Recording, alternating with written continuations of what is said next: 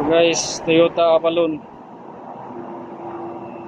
There's a no start issue.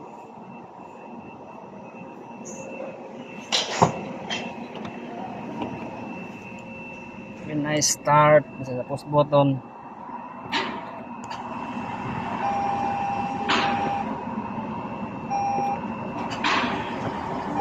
So this is a no start issue. 2014 Toyota Avalon.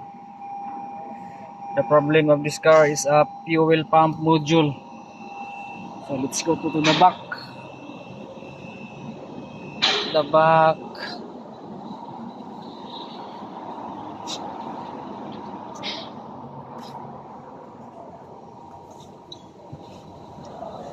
So there's no supply from here.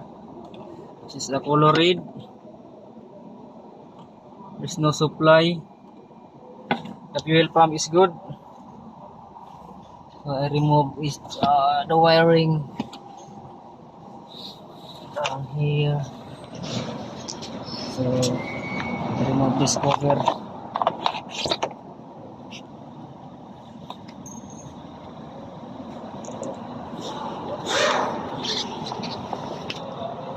Let's go to the up to the back.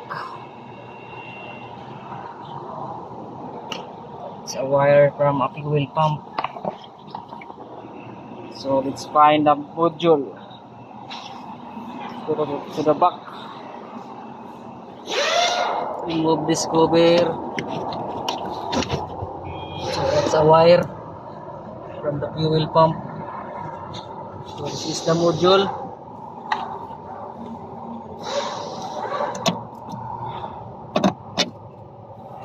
And this is the module.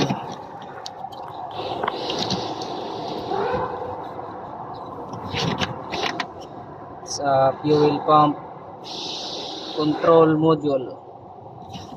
So that's the problem.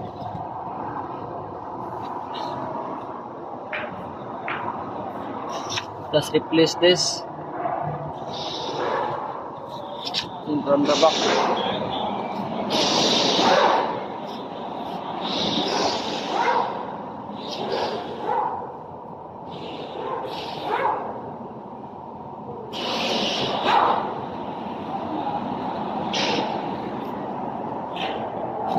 So that's it guys.